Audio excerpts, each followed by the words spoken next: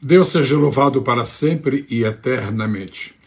Hoje eu quero falar sobre a importância de acreditarmos na nossa vitória. Vamos à Epístola de Paulo aos Efésios e tomemos alguns versículos do capítulo de número 6, claro, o último capítulo.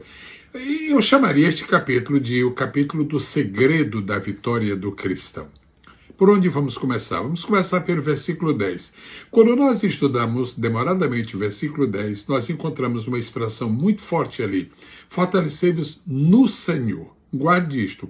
Não há vitória sem a presença do Senhor. Não há vitória sem a direção do Senhor. Não há vitória sem a ajuda do Senhor. Não há vitória sem a proteção do Senhor. Não há vitória sem as armas do Senhor. Observe que nós só podemos ser fortalecidos no Senhor. Não existe força, não existe capacidade nenhuma que possa impedir-nos de ir até a vitória fora dele. Com ele, vitória. Sem ele, derrota. Você está convocado pelo Espírito Santo de Deus a ser um homem vitorioso, uma mulher vitoriosa, um jovem vitorioso, uma jovem vitoriosa, um adolescente vitorioso. Para isto, Deus nos chamou. Nós devemos permanecer e devemos existir, não usando nossas próprias forças, mas usando as do Senhor. Veja o verso 11, depois veja o verso 13, depois veja o verso 14, claro, de Efésios, capítulo de número 6. Uma coisa que nós nunca podemos deixar de lado, nunca podemos esquecer. Nós devemos aceitar a proteção oferecida por Cristo. Ele nos dá essa proteção, ele nos oferece essa proteção. Ele não nos obriga a que a aceitemos, mas ele nos libera. Por que não aproveitar, então, essa proteção especial que Deus nos dá para as grandes lutas espirituais da nossa vida? Elas são chamadas de armadura de Deus. A armadura completa está descrita nos versículos 11 a 13, claro, de Efésios, capítulo 6. Pois bem, são 5 peças para a guerra defensiva e uma apenas para a guerra ofensiva. Não existe proteção para as nossas costas. Não existe. Veja o que está escrito em Lucas, capítulo 9, versículo 62, e aí você entenderá porque não existe proteção para as nossas costas. Agora, a nossa obrigação, a nossa parte, a nossa responsabilidade é vestir, usar, experimentar essas peças. Leia pausadamente o versículo de número 11. Vamos começar pelo cinto, ou cinturão, como se chama em muitas partes do Brasil, o cinto da verdade. Está no verso 14. Assim como o cinto abrangia a cintura do soldado, assim também a verdade deve abranger a nossa vida de maneira fundamental. Veja o que está escrito em 2 versículos da Bíblia. Salmo 51, verso 6. João 8, verso 32. Não pode haver hipocrisia, não pode haver falsidade, não pode haver irrealidade, não pode haver insinceridade, tem que haver compromisso, e compromisso com a verdade. Terceira epístola de João, versículo de número 4. Em seguida, no versículo 14, está mencionada a couraça da justiça. A couraça da justiça abrange órgãos vitais da nossa vida. Nós devemos permanecer firmes em Cristo, porque Ele é a nossa justiça.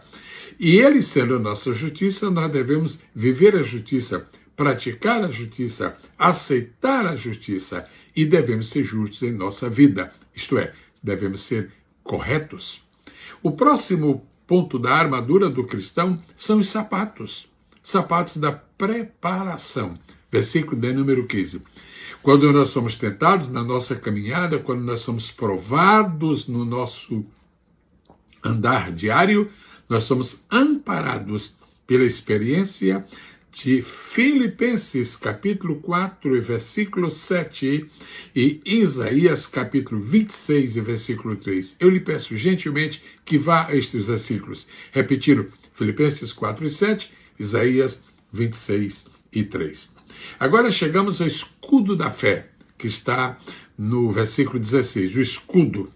O soldado tinha que ir para a guerra com o escudo, para proteger-se completamente. As flechas que porventura fossem atiradas, elas atingiriam o escudo e não o soldado.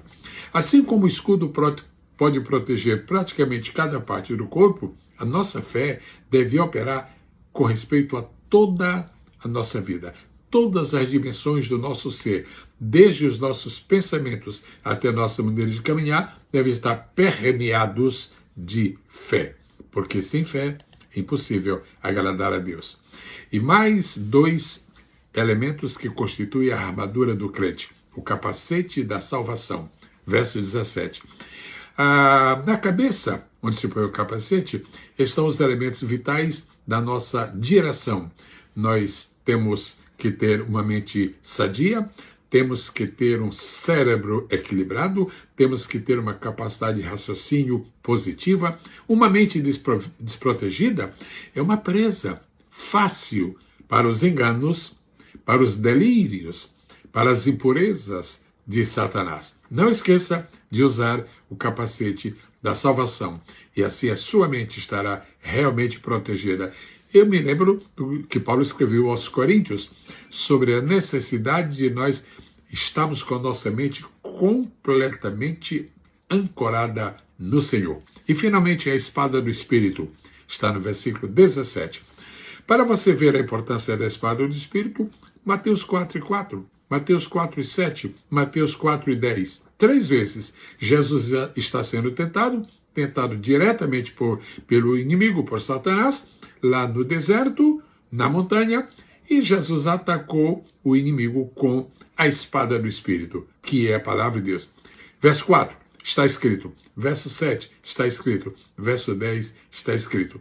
E se você quer mais uma razão por que é necessário usar a espada do Espírito, vá para Hebreus capítulo 4, versículo 12. Deus a todos abençoe, no nome extraordinário, santíssimo, glorioso, inenarrável de nosso bem-amado Senhor e Salvador, Jesus Cristo. E agora o que fazer? Continuar meditando na palavra de Deus.